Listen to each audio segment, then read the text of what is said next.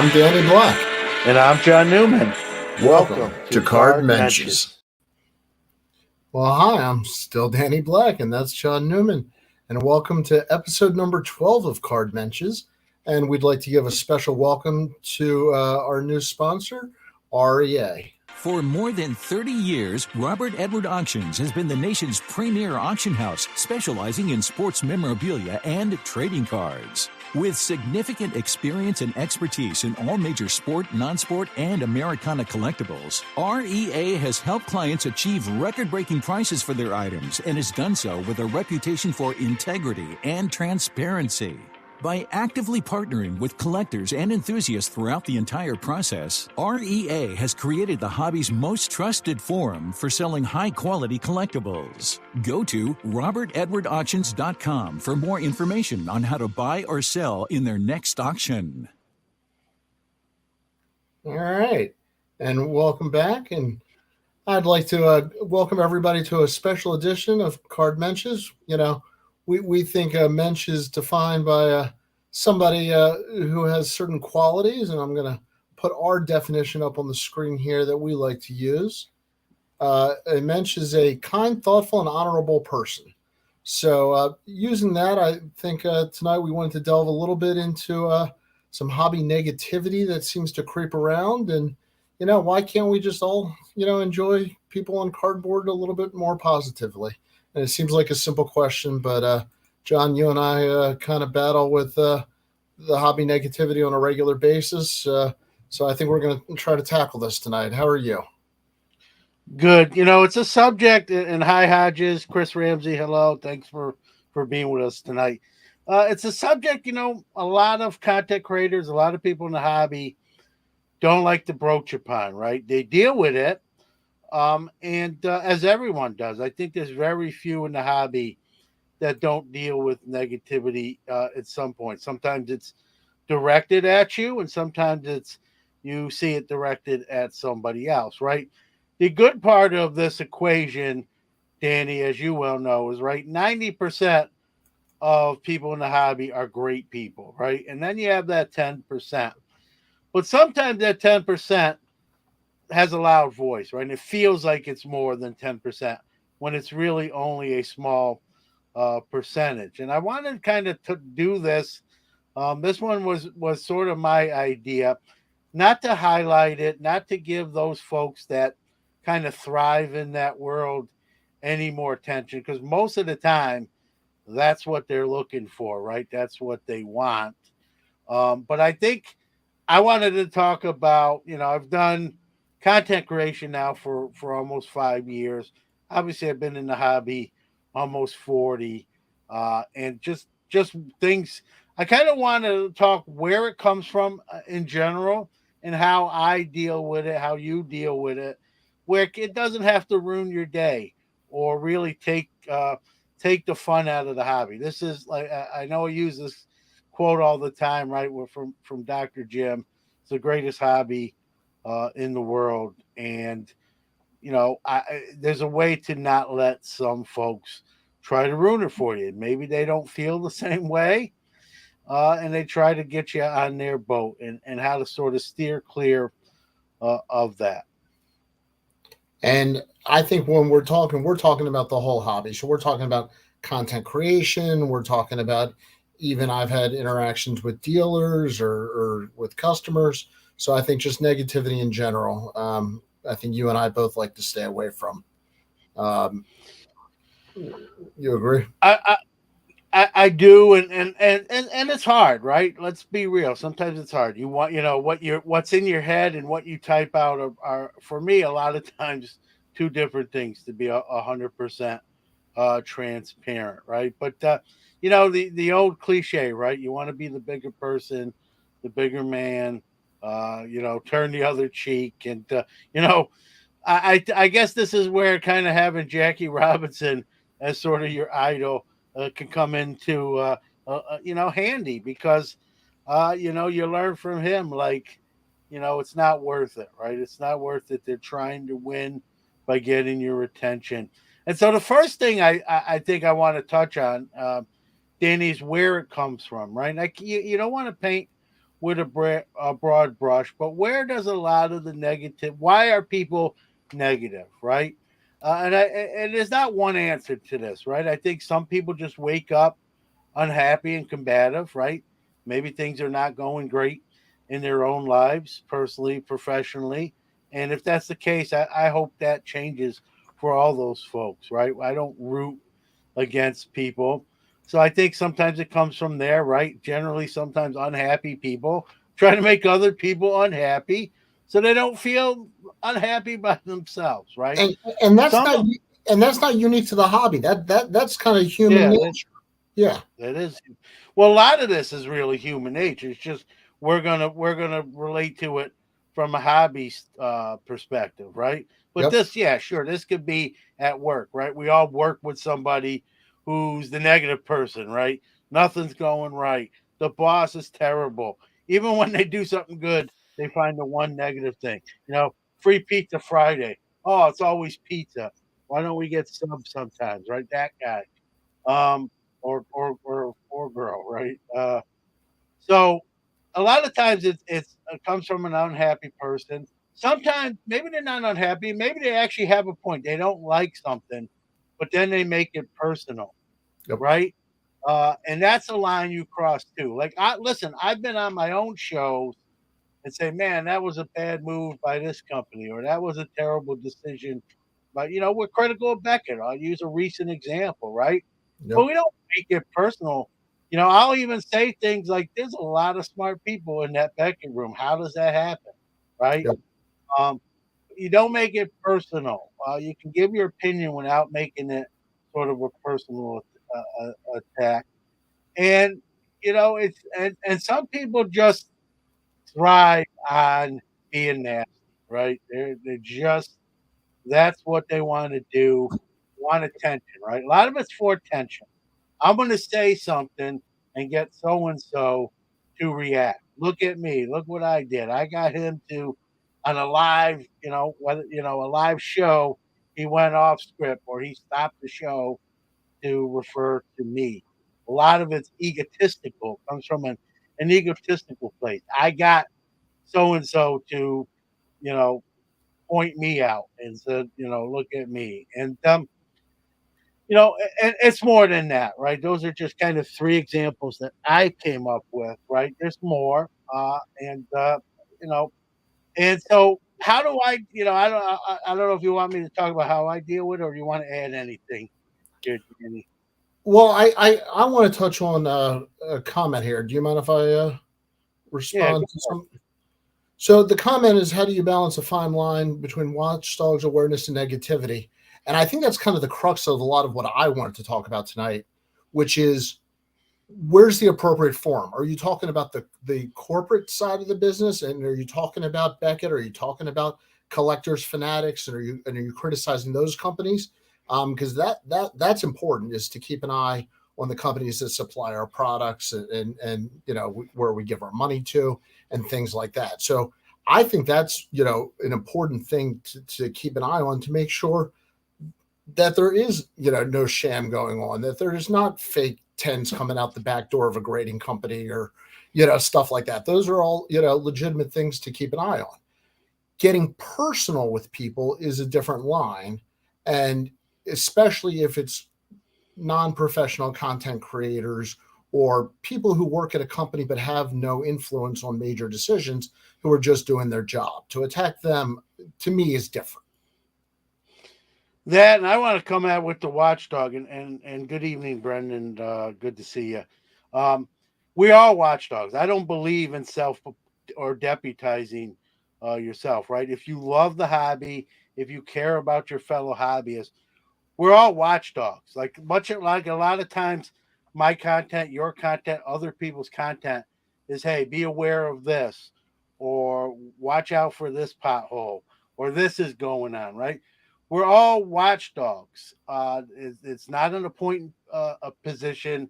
This isn't the stock exchange commodities where they have people who that's in their title and are paid actually for that, to audit and check and make sure everything's above board. We don't really have that in the hobby. The closest thing we have to that, Danny. Sometimes when you hear the FBI or federal agents are looking at stuff at certain companies in the hobby. But as far as normal hobbyists, we are watchdogs, right? The tagline of my show is the hobbies of people. I'm a dealer. I have people come up to me at a show and, talk about this card, or they've taken a picture of it. And maybe I know it's by the picture itself. I'm like, that's a reprint, or that's a Fugazi. And I just say, hey, just so you know, that's not the genuine, that's not the real McCoy. Just be careful there, right? I help that person out, I hope. And so that, am I a watchdog? Not in the true sense of the word, but I will help anybody out, but do it the right way. It's not a smear campaign. It's not a personal attack. It's not an attack ad, like we see in the political realm. And so I think we're all watchdogs. And so when I hear someone say, I'm a watchdog, I guess they're not wrong, because we all are. But when that really becomes, I just don't want it to be everything. I like to talk about the good stuff as well. So I like to be sort of balanced there. So I'm working on the 1957 top set. And if I were to do a show just talking about me putting together the 1957 top set, and I'm going to get some feedback, and that's going to be critical, and I can deal with that. It's a YouTube show if somebody wants to watch. But it takes away the fun of collecting for a lot of people. And what was the number you gave before? 90-10? That 90% of the hobby? 90% of the hobby are good people. Agreed. Ziggy's talking about repacks. I don't know what he's talking about. I've never bought a repack. I've never sold a repack. He's doing his own show. Enjoy that in the chat room, Frux. It's the Ziggy No happy hour there. It's 90% of the people are good, right? It's 10%. Maybe they're unhappy in their professional life. They lost their kids. They lost their job. They're pissed off. And so they want to make other people miserable. How do you avoid that? You just don't give them what they want, right? You don't give them what they want. Well, I'm gonna do the reverse. I'd love to know, and also for people in the chat, how do we enjoy the hobby? Like, if I just want to collect my cards and talk about collecting my cards, that's one of my favorite things to do. I'm serious. I'm working on this 57 set. If anybody has extra commons, duplicates, please, let me know. I'm trying to put this thing together. It's an expensive set. I would love to talk about that. But that doesn't generate comments, and that doesn't, and it's a fine line too. Sometimes I'll get asked in a private message or direct or an email, John, why don't you show more of your personal collection or show more of something you acquired, which I recently did yesterday or the day before. And sometimes I don't always like to do that because, especially if they're higher price cards, right? I always feel like sometimes people don't always have those, right? Is it coming across as sort of braggadocious, or look what I can acquire or obtain, right? So I don't always do it. The biggest card I've ever done it is sitting over my shoulder here on my right shoulder with the Jackie Leaf. But that's my Grail card, and there was no way I wasn't going to do that with that card. But there's other cards that I've never done that with, not because I'm not proud of them or proud of the collection I've built, but I always feel like, someone else might take that sort of the wrong way. Oh, John's showing off $1,000 card again. Like, I get it. So there's that line. I probably make more about that than it actually is, but that's just how my mind works, right, Danny? Is how what you do might affect somebody's view. And absolutely. And Chris, there's no truth to the rumor. This is how I was trying to get a Hank Aaron rookie card.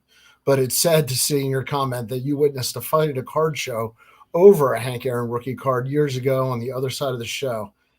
Yeah, I mean, listen, without knowing the details, who knows? But we're talking about, as people always say, pictures of athletes on cardboard. At some point, the seriousness of life and death, and the way we treat each other. has to be kept in perspective. Another place too, Danny. When we talked about reasons why people are negative or nasty, a lot of it comes from places of jealousy, right? Oh, I wish I was doing that, or I wish I had that, and maybe that's not in the realm of possibility, and it's just easier to take a cheap shot. It makes you feel better about yourself, at least temporarily, and then in your quiet moments, you're back to your own reality, whatever that may be. So, it's funny in kind of my career change, Danny. This is getting into, I work, for those that don't know, some do know, I work in the special education department as a teaching assistant at the high school level, right? And so many of these kids, right? And it's sad, right? They have terrible home lives, and sometimes they come to school and they bring that angst and that anxiety to school with them. And it's, my job and my fellow staff's job to sort of sort that out and be there for those folks. But sometimes we bear the wrath of that, right?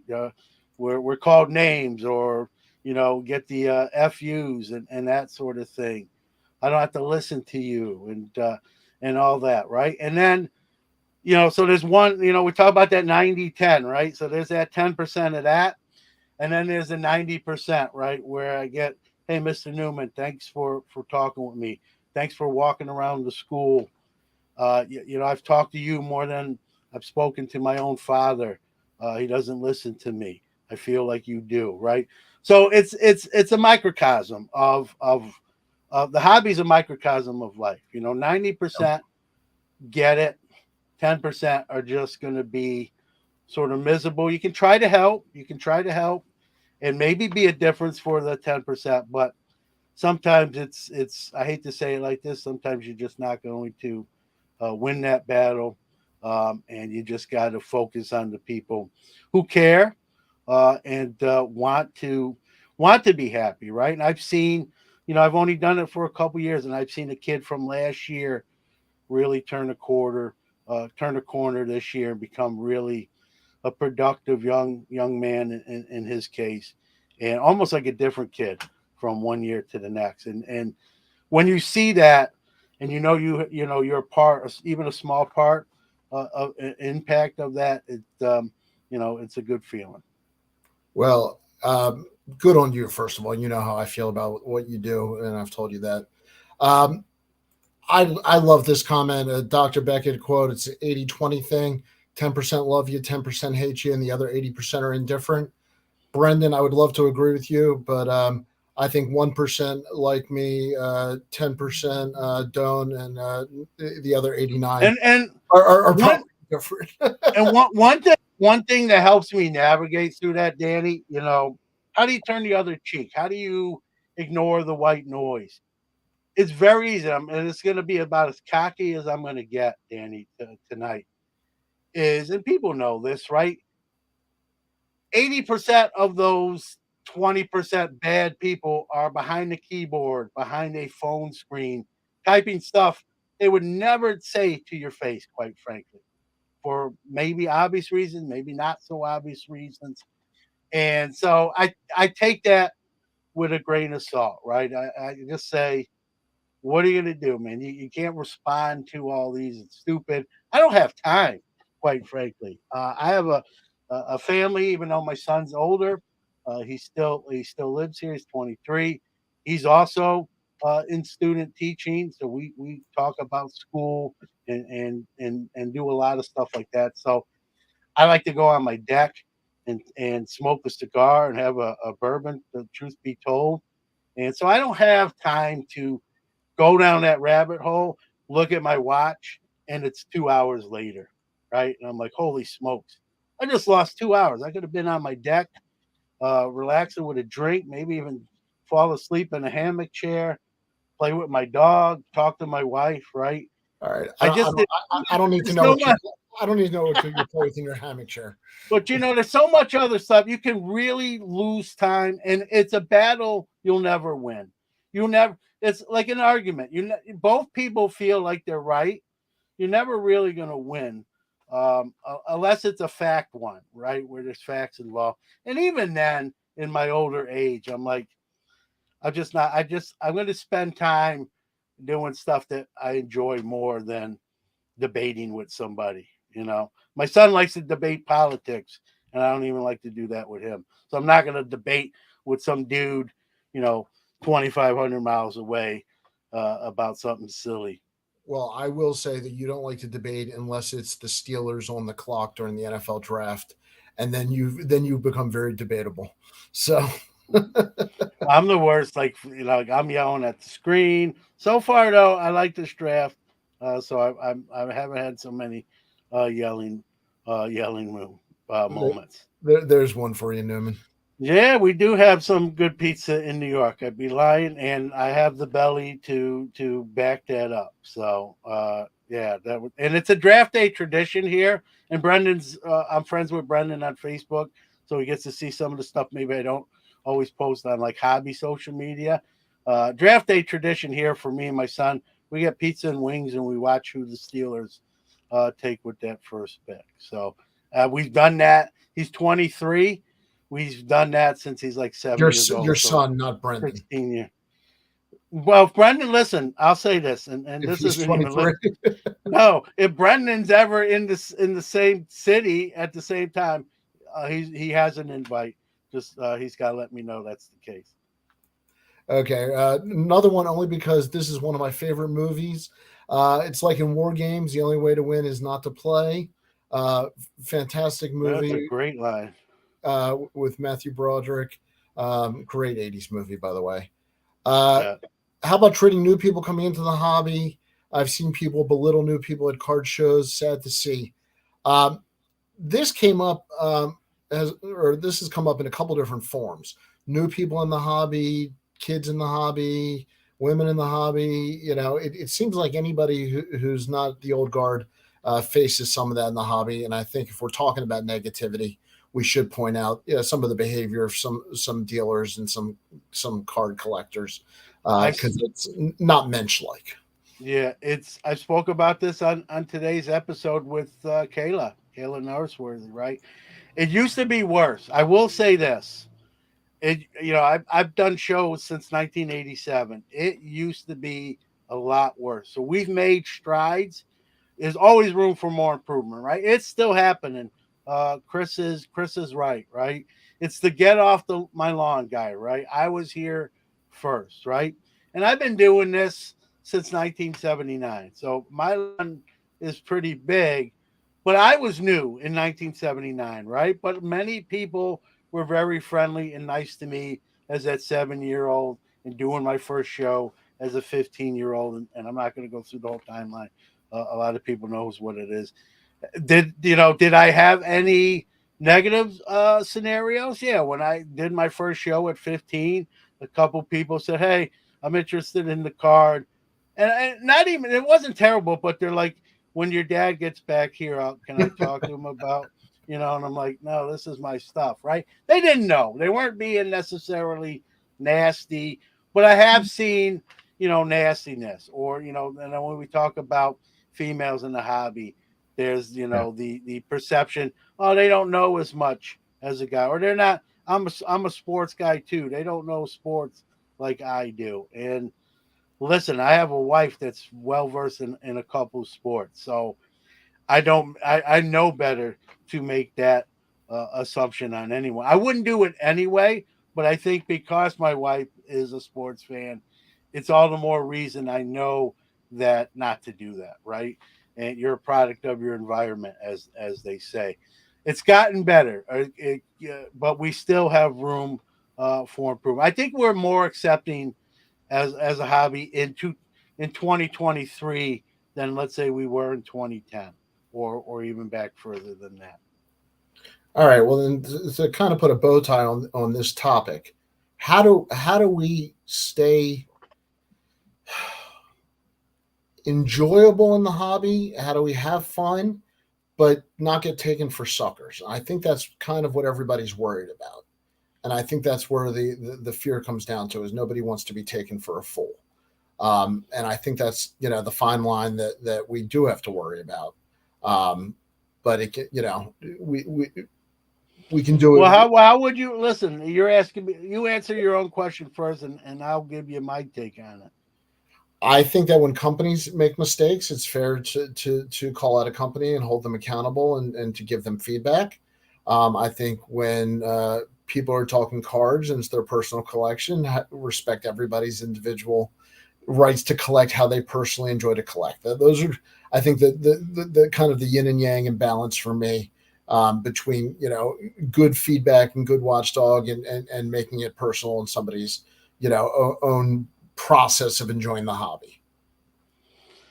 For me, like I've been on my own show and said, hey, when I said this or when I thought that, I was actually wrong, right? I think humility, right?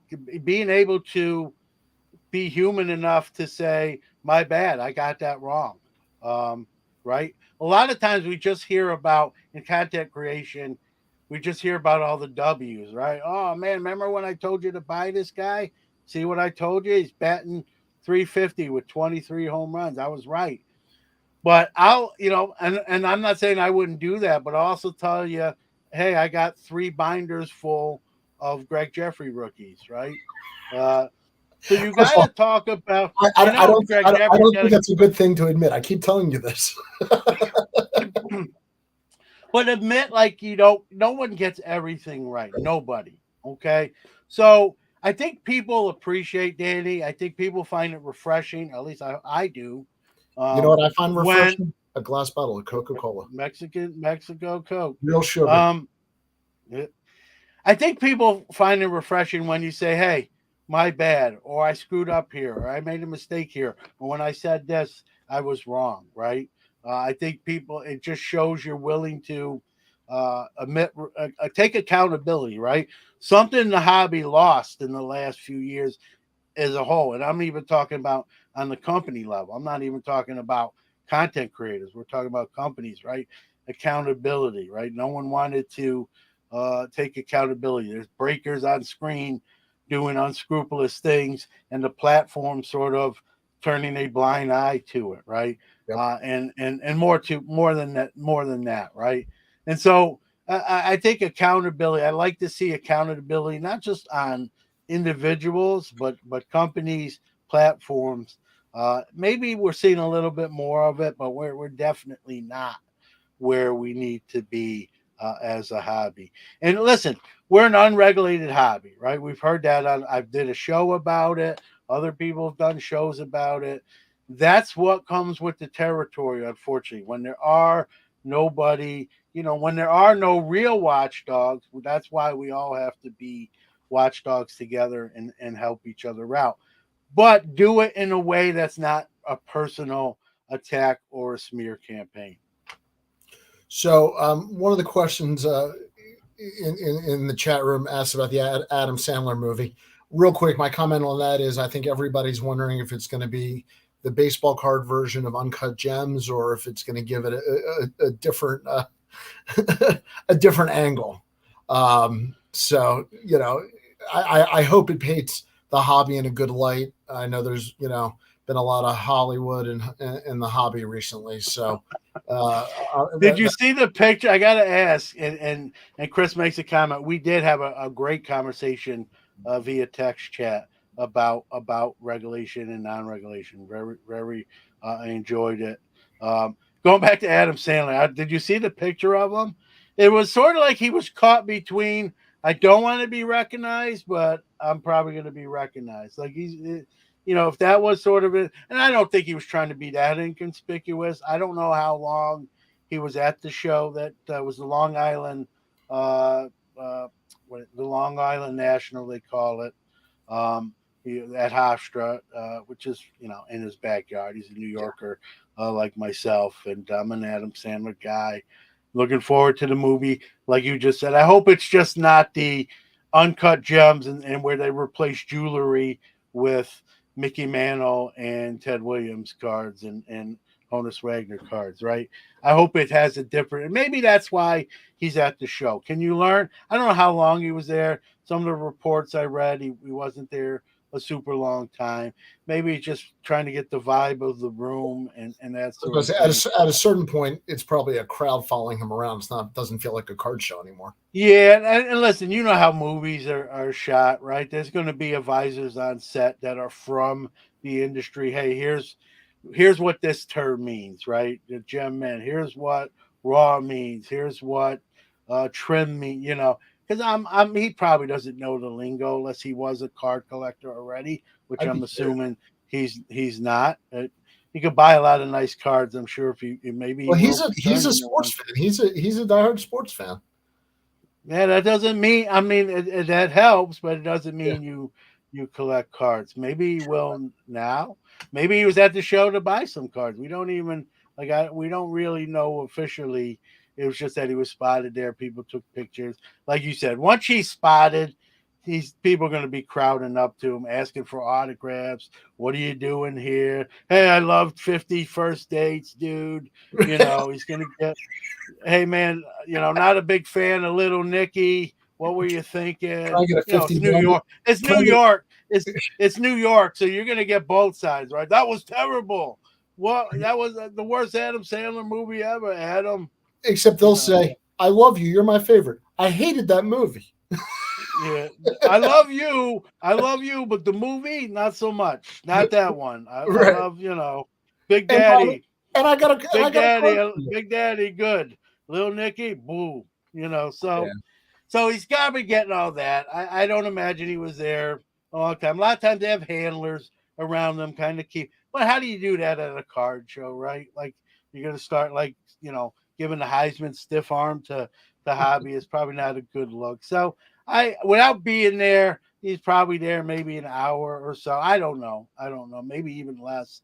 Maybe he just wants to check the vibe out and look at some showcases, kind of see the cards he's going to probably have to talk about pertaining to the movie and that sort of thing. And there'll be people on set, right? They're going to be consultants, and that sort of thing that will fill in the blanks.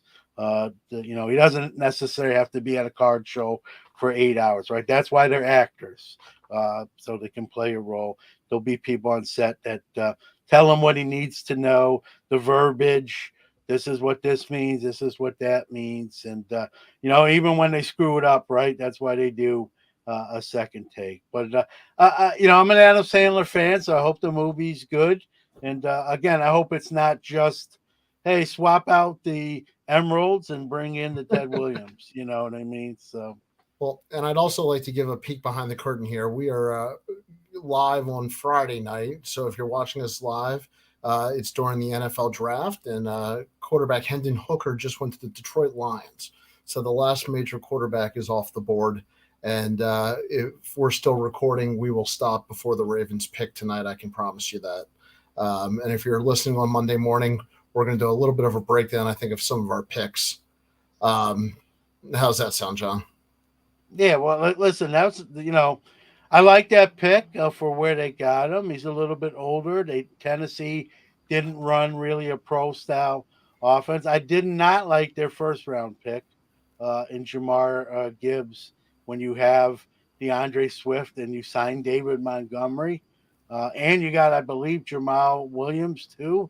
Like, what are you picking a fourth running back? To me, that was a head scratcher. We've seen running backs became like non-first round positions, and two of them were taken this year in the first round, in Gibbs and Bijan Robinson. And Bijan Robinson went 8, Yep. To the Falcons. So, our running backs, that'd probably be maybe a topic for a longer show. Are we seeing the return of running back prominence to not just the NFL, but maybe even the hobby? Wait a second. If John's giving picks, then Welcome to the failure segment, where John and Danny share their picks sure to go wrong. Chris says Chiefs got a receiver. Look at Eagles picks. Yeah, the Eagles, I think, are serious about making another run for it. The Eagles draft was good. They took, Jalen Carter, kind of a risky pick. That's a boom or bust pick, right? That's going to be either a steal or it's going to be a bust, right? I thought they drafted well. I thought the Seahawks drafted Well, well. the Eagles are now Georgia North. Yeah, yeah, they really are. They They got got what, they got four guys. four Georgia guys that'll start on their Yeah, defense. they got, and I think that sometimes can work, especially if those players are good, right? The cohesiveness. I'm going to be a homer here. Listen, I'm the biggest pessimist. I thought the Steelers so far with these 3 picks, things have kind of come to them and fell into their lap a little bit. They've done very well. They got, they traded up to get Broderick Jones, a big instant day one starter at left tackle. And the guy that a lot of mock drafts had him picking at 17, they got at 32 in Joey Porter Jr., who, it's another kind of I told you he was going to end up on Pittsburgh. well, they do love them. They didn't make a secret about it. It was just whether someone else loved them more to pick him ahead of them. And I was scared. My big fear as a Steeler fan, Danny, was when they traded up to 14 with the Patriots, I was worried they were going to pick Porter Jr. there, and that's too high for him. So I'm glad they didn't do it then. And they fell to 32, and that's almost became a no-brainer. You're either going to trade that pick or you're going to take your guy at 32, which is Joey Porter Jr. And then they got Benton with their 3rd-round pick. So not a bad offseason and draft, which, again, as you know, as with a Ravens fan, right, you don't necessarily always win the Super Bowl in free agency or draft day. Can it help? Yes, I feel better today than I did a week ago, but there's a lot of draft, a couple of days of draft left, and games to be played after that. Well, Lamar just got his extension, so I actually went to my local card shop, picked up a Lamar, and sent it away for grading. So Experience, quality, consistency, and the quickest turnaround times in the grading industry. We are proud to partner with SGC Grading. Check them out at www.gosgc.com. So I know I you got it here, but I'm getting it next soon. How quick am I getting it, John? 7 to 10 days. There we go. I got to ask you this. That was a tense situation. He demanded a trade. He pretty much was taking a stance that he had played his last football in Baltimore as a home team player. Do you think there's any bad taste? You think these two sides can kind of get? Obviously, money heals, a lot of that wounds. He's getting paid. Well, you think there's any residual effect? No, I think unfortunately, when you're your own agent, you have to say the things out loud that the agents would normally say. So normally you have an agent that would say, we're fielding offers from other teams. We want we want Lamar to play in another city next year. And, usually that's the role the agent, would cover the player's backside a little bit. But when Lamar doesn't have an agent and he's forced to kind of walk that fine line of still negotiating his contract, but making, some public statements, I think everybody will get over it. They got a 5-year deal that made him the highest paid player in the NFL. So I think everybody will get over that pretty easily. Yeah, no doubt. What surprised you? And let's kind of just focus on the first round because the draft is still ongoing. What stood out or surprised you with the picks in the first round? I think the Anthony Richardson going to the Colts was the first big surprise for me. I liked Houston trading back up, even though they paid a lot for it to go on the back-to-back picks. Whether or not you believe in Stroud or Anderson, I like them, going for it there 2 and 3. The Ravens took a wide receiver, and they don't have a good history of taking wide receivers. So I'm a Zay Flowers fan. I like the Ravens pick, but he's a smaller guy. I mean, they are comping him to like Steve Smith, who had a great career and part of it in Baltimore. So I would be thrilled if it turned into a Steve Smith senior type of player. You know what I'm hoping? That he doesn't. That it turns into a Miles Boykin. Yeah. Where does he play now? Oh yeah, he's on Pittsburgh, but he's not. He doesn't play a lot. No, the Ravens got rid of him, and I forgot where our trash goes. So I got confused for a second, but thanks for clarifying. So overall, I hope the streak is broken on wide receivers. That's my only hesitation. But we've got a new offensive coordinator, Todd Monken, and talk about having a day or having a week. You got OBJ, Lamar, and Zay Flowers, all within a week. And Antonio Brown today, which is not true. Please don't start rumors. Our players are required to wear shirts and shoes for service. Yeah, how about Houston? How about Houston too? Like you said, right? Yep. They go and get their quarterback, which many people felt was the better one, in some people's draft board, and then they trade back up to get the very next pick and get Will Anderson, who arguably might be the best defensive player in most NFL ready, polished players. So Houston going for it, right? Saying, hey, we're tired of losing. I don't know. Obviously we got more rounds to go, but that's a bold statement when you get arguably two of the best three players at the front part of the draft. And we're seeing a lot of trades. That's another theme. We're seeing a lot of people trade up into positions. And, so the Jets did take, I believe, a receiver. I named. Well, they flopped first round picks this year, and they picked up, I think, a first and a second, and maybe a fourth next year, something like that. It was. Yeah, their second pick was a linebacker there, Mike. They're getting grilled for him, Daniel or Mick something. So, which was the pick right after the Steelers. And the rumor was that the Jets were going to take Broderick Jones, and the Patriots traded down and let Pittsburgh get in front of the Jets to take what they both thought was the Jets guy and the Steelers guy. So a little gamesmanship there between the Patriots and the Steelers. And the Patriots said, hey, we'd rather help someone not in their division than watch someone in our division get a guy that's number one on their draft board. And so that's all the that's what's coming out with that. So one of the things that you asked about surprises are how many mock drafts ignore trades, and then how many trades there really are. People forget about the trades that just go up one or two spots. Just to leave. Well, you can mock players, but it's very hard to mock a trade. Like we don't know, even the Steelers pick at 32. I read a report earlier today that at least 10 teams had called the Steelers to gauge a potential interest in trading that pick, right?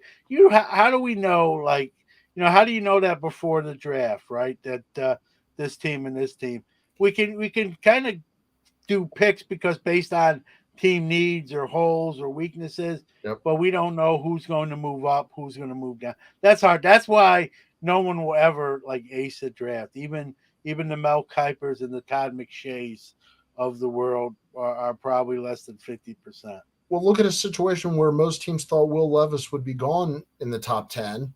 And then you come around to the end of the first round, top of the second, and a whole bunch of teams, start thinking, oh my gosh, he's still there.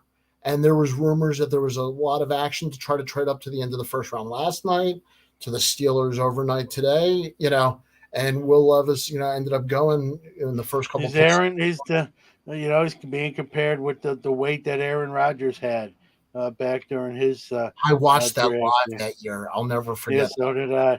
Oh, his face! If you do a chronological time, it just got longer and longer. Will Levis, got a great arm, but there's some people say there's some maturity issues there, and cocky during interviews. Even during the draft when the camera would be on him, he'd pose or make a kind of a goofy face. So again, I don't know. I'm not in those interviews, but reports are that he's kind of a smug, cocky young kid. Some people might say you kind of need to be that with that position. Others are that doesn't always work. So it'll be interesting to see, and listen, here's the other takeaway, right?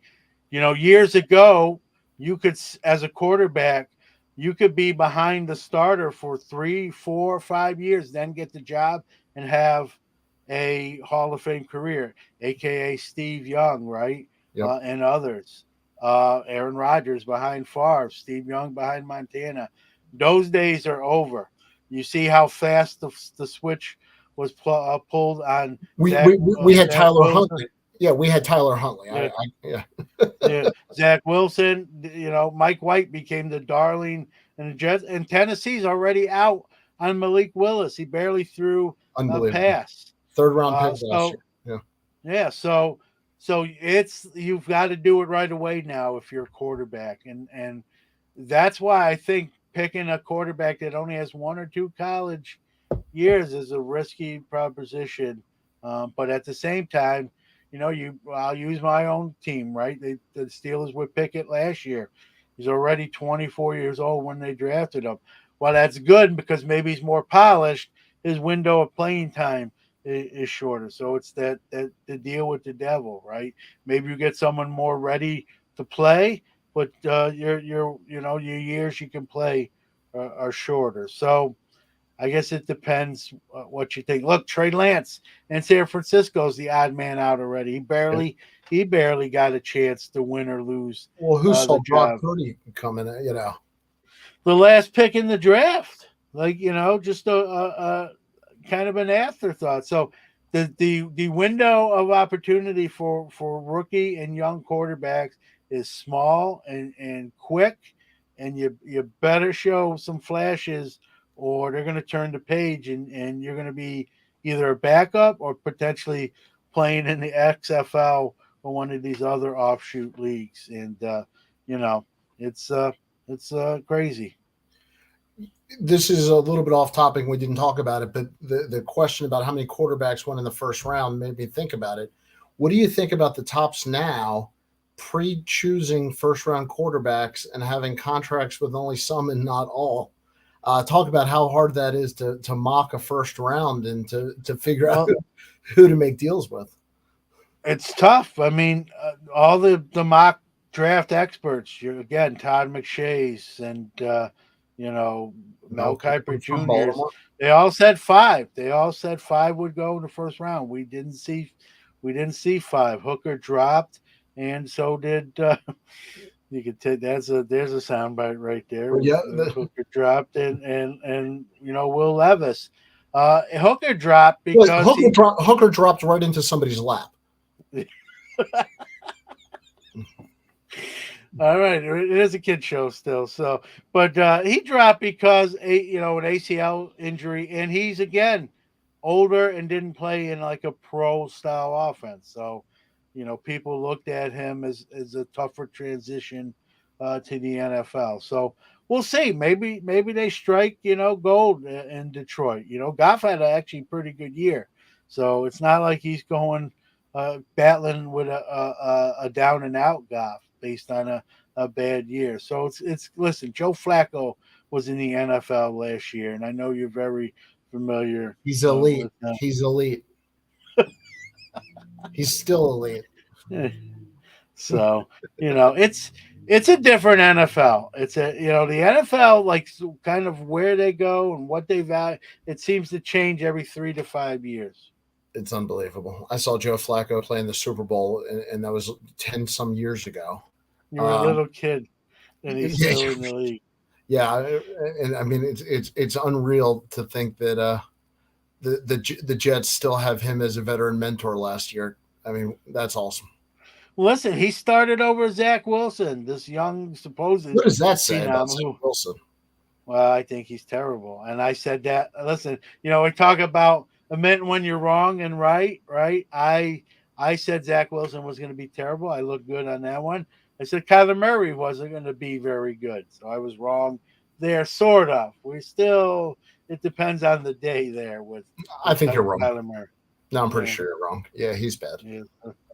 Why? No, I said he was going to be bad, but he actually had. Well, then you're right. But he did have a great year that one. Not last year, but the year before. So, like, I wasn't completely right. I was more right last year than 2 years ago. So you don't know, but Kyler Murray plays bad this year. Arizona's going to be in the market for a quarterback on the board next year. So that's the life of an NFL quarterback now. You got to get it done early and often, or the team will move on and go for their next guy. All right. So if you have to buy one of these quarterback tops now cards, who you buying? Oh man, I gotta. Me and my son had this debate the other night with Stroud. It's Stroud or Bryce Young. Um, Anthony hit. Richardson's supposed to be Cam Newton, but with a better I arm. do like it. I do like the measurables in Anthony Richardson. I do, and I think playing indoors in Indianapolis, I'm gonna go because I can't make up my mind with Stroud and Young. I'm gonna go with my son Jordan said Bryce Young is Marcus Mariota. I'm not agreeing with Oh, that, but I'm gonna go with I like Anthony Richardson if he can work on some accuracy issues. If he can get what we saw Lamar Jackson do. Lamar yep. Jackson had some accuracy issues that seem to have gotten fixed. So I'm not saying he's Lamar Jackson, but he's got some accuracy stuff that if he cleans that up, he's a big dude that can run, and if he can throw, he's going to be kind of a similar ball player. I'm not saying I'm predicting that, but if it happens, he's going to be a good pick for the Colts. And that again, you just don't know. You just don't know. That's why I don't tend to invest in quarterbacks anymore, unless it's the last guy I bought some stuff, which isn't that long ago, was Trevor Lawrence, and then he looked terrible under Urban Meyer, and I was really scared. Well, that Right, was but Urban Meyer. yeah, and then we saw what he did, with a new coach And for those of you who don't know, my son is a diehard Jags fan, so we've been riding the Trevor roller coaster for a couple of years now. So Trevor is the real deal. Just he needed a real NFL coach.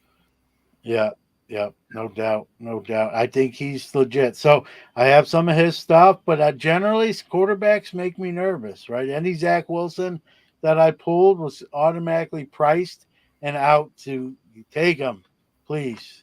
It's the old Rodney Dangerfield. Take my wife, please, right? It was take my Wilson, please, in my case. So, but I can't relate to that, so I don't know what you're talking about. so. All right. So what do you have on your hobby calendar coming up? Oh man, next week, shameless plug, a great interview. I've done the interview already to 100% transparency, but legendary hobby artist, right? Dick Perez. It's a kid who started collecting cards in 1979. He started doing Diamond Kings in 1982, and that was a game changer for the hobby at the time, right? Really, the first real art for that the hobbies had in a while, and those were cool cards. They still are cool cards, not were. And to think I'd get to talk and have that gentleman on my show. He's 82 years old. He came over from his native Puerto Rico at age 6 on a plane by himself. It's like I told him during the interview. You'll hear it. There was a pilot. Yeah. And there's a funny story. I'll let it stay in the show, but he talked about something that happened during that flight that I'll tease. That's called the tease. But I'm 50 years old and I'm still a little nervous flyer. Imagine being 6 years old and your mom puts you on a plane. She can't go with you yet. She eventually came over to New York, and you go from Puerto Rico to New York City by yourself at 6. You have family already in the States. They meet you in New York City and get you, off the plane.